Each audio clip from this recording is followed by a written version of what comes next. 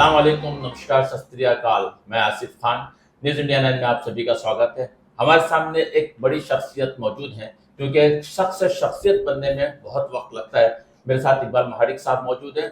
ये मस्जिद फेडरेशन, जिसमें लगभग 250 से ज़्यादा मस्जिदें शामिल और हर फ़िक़ा सुन्नी, वहाबी, शिया, अहले हदीस, यानी तमाम फ़िरकों को मिलकर के एक फेडरेशन बना। उसके ये प्रेसिडेंट रह चुके हैं। सियासत में आने के बाद उन्होंने वहाँ इस्तीफ़ा दिया। इसके साथ हेल्थ और एजुकेशन पर इनकी हमेशा से कोशिशें रही है और आईटी पे भी इन्होंने इनकी बहुत अच्छी पकड़ है। अभी सियासत में इन्होंने एंट्री की है।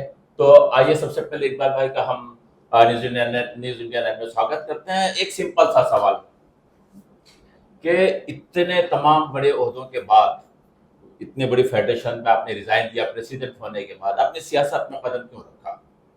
बिना सियासत के हुकूमत हो नहीं सकती। यस। और हुकूमत की आंख से आंख मिला के लड़ने के लिए मुझे सियासत में आना पड़ा। यस, बेहतर।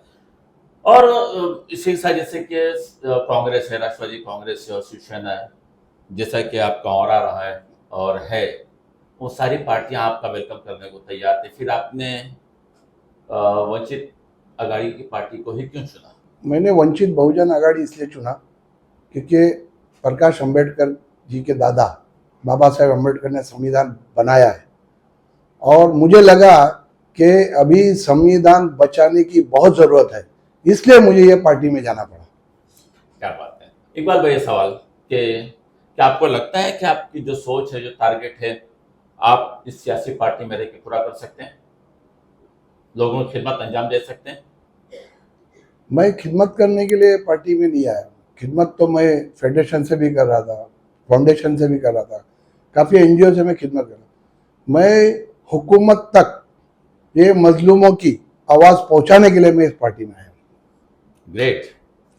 अगला सवाल महाडिक साहब से, ऐसे तीखे सवालों का सिलसिला जारी रहेगा। तो नेक्स्ट क्वेश्चन ये है, जैसा कि दूसरी पार्टियां आपका वेलकम के लिए तैयार थी, तो आप उन बड़ी नामचीन पार्टियों की तरफ आपने रुख क्यों नहीं किया?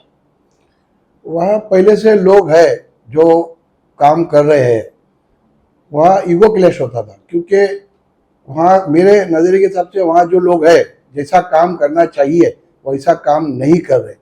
मेरी सोच है कि ये तो इसलिए मैंने वो पार्टी में जाना मुनासिब नहीं समझा और ये पार्टी को मैंने चुना। टकराव उसूलों का है? टकराव उसूलों का है। अच्छा। उसूलों पे बात आ जाए तो टकराना ज़रूरी है। जो जिंदा है तो जिंदा नज़र आना ज़रूरी है। क्या बात है सर।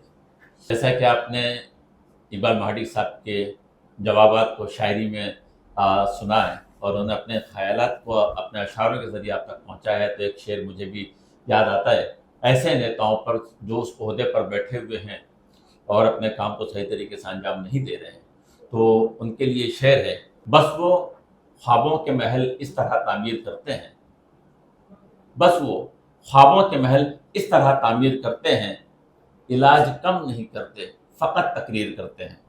तो ऐसे नेताओं से बचिए और ख्याल रखिए कि आपका इंतखाब किसी के काम को देखकर होना चाहिए, किसी के नाम को देखकर नहीं। न्यूज़ इंडिया 9 का सफ़र यही समाप्त होता है। हम इकबाल महाडिक साहब का बहुत बहुत शुक्रगुजार हैं कि आपने हमें वक्त दिया और फिर इंशाल्लाह मुलाकात होगी नई शख्सियत के साथ नए प्रोग्राम में। आसिफ खान को इजाज़त दीजिए। कैमरामैन कलीम बेग के साथ आसिफ खान को इजाज़त दीजिए। जय हिंद।